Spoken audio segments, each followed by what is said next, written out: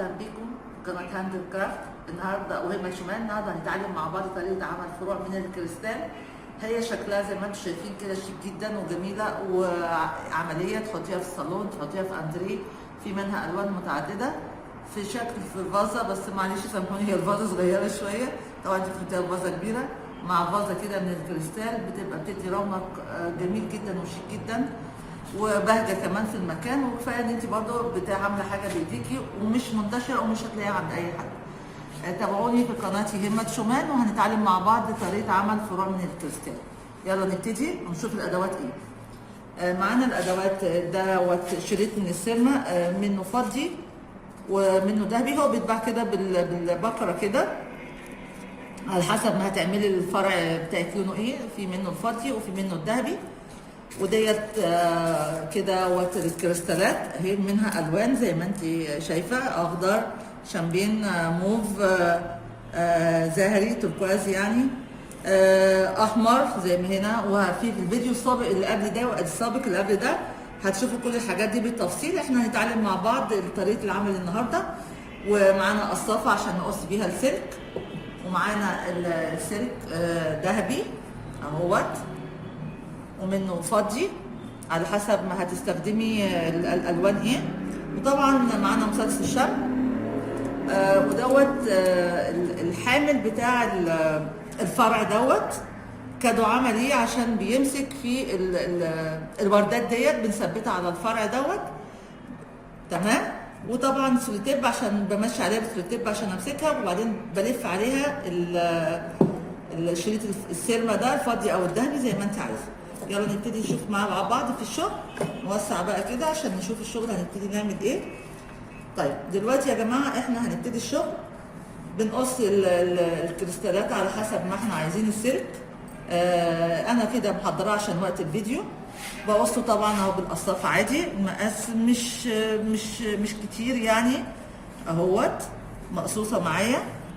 بدخل السلك بعد ما قصيته. عندي طبعا الكريستاله فيها 2 اهوت مخرومه.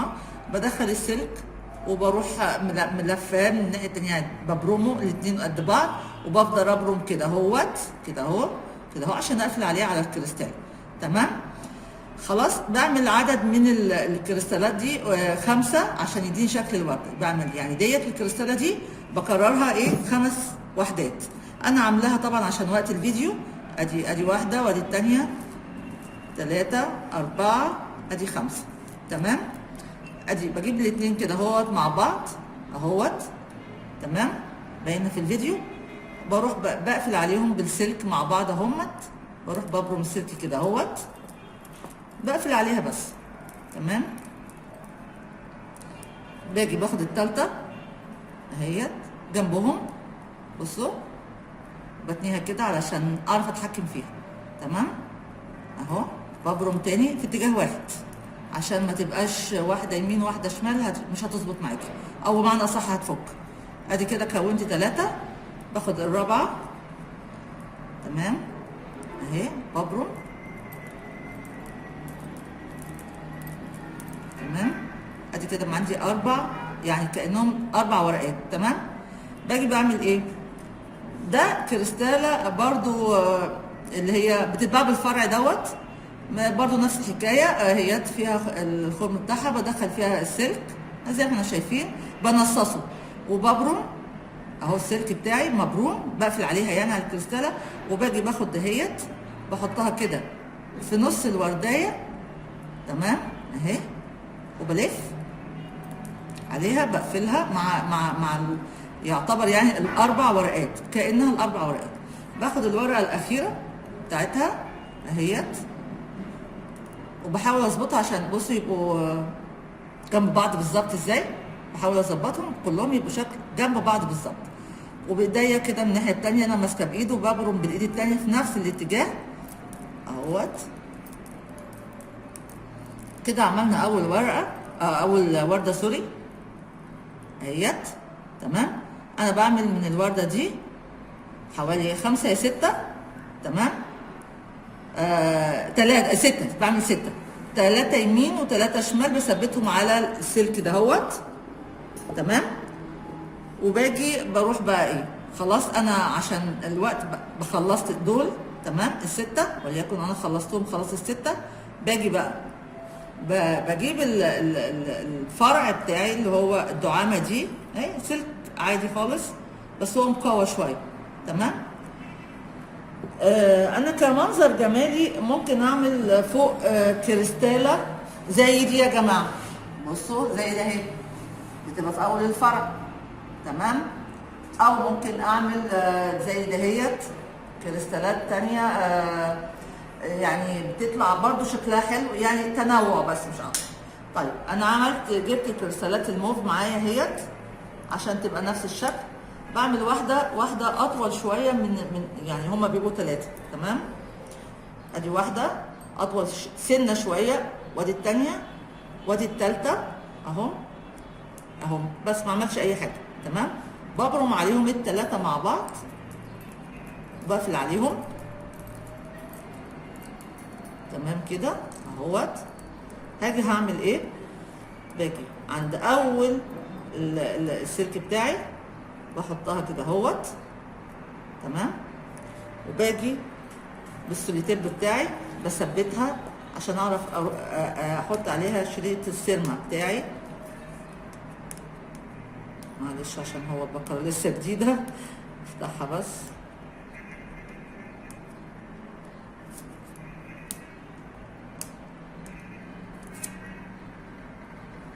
طب ثانية، بسم الله الرحمن الرحيم. نبتدي نكمل اهوت. ادي كده ثبتنا السوليتيب عادي، ثبت اللي هم راس الفرع بمعنى اصح، يا اما زي ما قلت لكم الكريستاله اللي هي الكره او ده على حسب ما انت عايزه. يعني انا بحب انوع عشان بيدي شكل يعني متنوع في الفازه يعني. ادي السوليتيب بثبت بس على الفرع اهوت اهوت، بفضل ماشيه معاه اهو، بلف جامد وبشد بالسوليتيب علشان يدي كده جمدان للفرع نفسه تمام اهو. ثبته خلاص. بصوا الطولة ده انا عايزاه كده تمام اهوت تمام. اجي بقى هعمل ايه، بكون مجهزه يا جماعه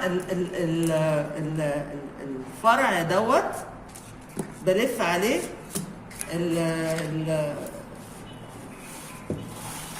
بلف عليه شريط السيرما اهو تمام. انا قصاه كده عشان يبقى سهل معايا على طول في الشغل تمام. بعمل ايه بقى، بثبته كده، يا اما اديه نقطه شمع او ان انا بصوا بايديا مش هيفك ما تقلقوش، بنزل حته طويله شويه كده شويه كده تحت، وباجي بصوا يا جماعه ببرم ازاي، بلف شريط السيرما جامد وبشده. اهم حاجه ان انت بتشدي علشان يكون معاكي ايه، طالع الشغل مظبوط اهوت. بلف كده بلف اهوت تمام لغايه لما جيت للاخر كده خلاص. قص ومقص ده بقى لازم، يعني لو ما حطيناش الشمع في الاول لازم دي عشان بيكر، لازم نحط نقطه شمع في الاخر هنا بثبته. مش هو انا ما ولعتش اهوت، انا برمت شريط السيرما على الفرع بتاع الورده لغايه الاخر اهو. بداري كل السلوك دي خلاص، بداريها خالص مش هتبقى باينه. وانا لفه كذا لفه، بلف كتير على السلك علشان يدي كثافه وتخن، وكمان ما يتقطعش معاكي ولا اي حاجه. ادي مسكت الشمع بمجرد نقطه واحده كده في الاخر تمام، وبروح قافله عليها اهي. بصوا يا جماعه مفيش اي يعني خلاص هي ثبتت وجامده خالص، مفيش فيها اي مشكله. الفتله دي بس كده بقصها، ولو ما قصيتهاش هي مش هتطلع في الفرع بالدرع كده تمام. احنا خلصنا كده طريقه الورده، واحنا شبكنا كده برضو راس الفرع. باجي بقى بوريكم هنعمل ايه. بحط الورده اهيت تمام، بنزلها شويه اهي تحت كده اهو. انا عايزاها يبقى فيه طول.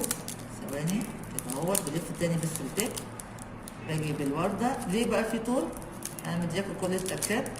بصوا يا جماعه، تبقى هنا وهنا الاطوال اهيت، ببرم عليها بالسلتيب كده اهوت، بقفلها بمعنى اصح جامد. تمام اهيت، ادي واحده. باجي الطرف التاني، حطيت واحده، اجي الطرف التاني بحط التانيه اهيت اهي تحت شويه. تمام، عشان ما يبقوش الاثنين، هي كانها زي فرع الورد بالظبط الجاهزه، ما يبقوش الاثنين جنب بعض بالظبط، لا في فرق بين الطول دي وبين الطول ديت. تمام اهيت، وببرم كده بالسوليتيب، بقفل عليها. تمام اهيت، بوريها لكم. بصوا اهو، ادي الفرع من اوله، وادي الورده. بصوا شكلها قد ايه جميل. ادي الفرق اللي انا بقول عليه، بصوا الطول. تمام، باجي بقى هعمل ايه دوت. كانها زي بتله، واخدين بالكم؟ بتدي شكل جمالي اكتر. كمان ممكن تعمليها ورد، بس مش هتحطي البتلات دي، ممكن تحطي البتلات دي. كل دي الحاجات دي يا جماعه بتزود في قيمه الفرع وشكله. يعني بتدي شكل اجمل واحلى كده. بصوا اهي تحت الورده اهي. تمام، ادي واحده. باجي الناحيه الثانيه، بحط البتله الثانيه، بقفل برضه عليها بالسلوتيب اهي، بفضل اضرب بالسلوتيب. تمام كده خلصنا. مش خلصنا الفرع، لا. باجي بعمل ايه تاني؟ الورده دي والبتلات دي بكررها تاني، يبقى هنا 3 وهنا 3 وردات. تمام، بحط هنا بقى ورده تاني، وبعدين بعدها بشويه ورده تاني، وبعدين بتله وبتله، وبعدين ورده تاني وورده تاني، وافضل افضل ابرم السلتيب ده على الفرع كله لغايه الاخر، لغايه لما بخلصه. وايه نشوف ايه بعد كده هنعمل ايه. طيب انا عشان وقت الفيديو يا جماعه انا اوريكم الطريقه ازاي. انا هسيب الفرع بالشكل ده؟ لا طبعا، انا هقص ده مؤقتا، بس انا عشان عايزه اوريكم، مش اشكال، هرجع تاني هبقى اعدله، مفيش مشكله اهوت. انا بس عشان ما اطولش عليكم الفيديو ويبقى الفيديو طويل. طب انا هعمل ايه؟ مش هنسيب طبعا الفرع بالشكل ده، ولا ان الحديده تبقى شكلها باينه كده، لا. باجي بعمل ايه؟ ادي شريط السيرما اهوت، باخد منه كده اهوت، ونفس اللي عملته على الفرع ده. تمام، بعمله هنا اهوت اهوت، بنزل كده بس شويه. بصوا بنزل تحت خالص عشان ما يفكش مني، بفضل ابرم اهو، ببرم لفوق. انا عادي يعني، هو انا مش هيفك معايا يا جماعه خالص، حتى ما حطيتش الشمع ولا حاجه، بس اهو جبته لغايه اوله. بصوا لغايه اوله، هنزل تاني، ده بيأكد على الشغل بتاعي. ايه المشكله؟ اهو بنزل على الفرع تاني، لفات تاني اهو. تمام اهو، بفضل ابرم اهو.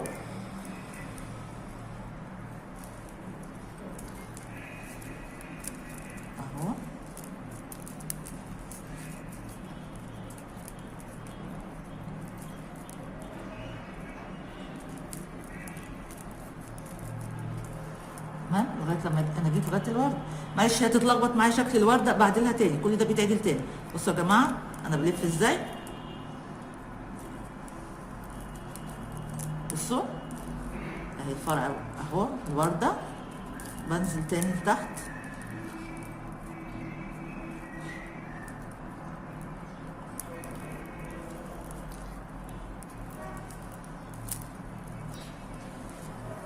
معلش عشان الفرع برم معايا مع الهدوم. ثواني. وكده يا جماعه بنفضل نبرم لغايه الاخر خالص اهوت. انا بس عشان وقت الفيديو. تمام، بفضل ابرم لغايه الاخر، لغايه لما بخلصه. وانا قلت لكم 3 يمين 3 شمال مع البتلات. تمام اهوت، بوريكم مثلا اهوت، ادي شكل نهائي. ادي الورده بيتعدل اهوت، تتحكمي فيه مفيش خالص اهوت. وادي شكل الفرع بعد ما بيخلص، وبلف عليه شريط السيرما. تمام، وده كمان بتتنيه بالطول اللي انت عايزاه، السلك بتتنيه تفرديه اهوت بالطول اللي انت عايزه تخليه. تمام، ادي شكل الفرع في النهايه، وادي شكل السيرما لما تلف عليه كله. تمام. طيب وده يا جماعه انا عايزه اقول لكم ان الحاجات دي كلها متوفره في عند بتوع النجف في درب البرابره.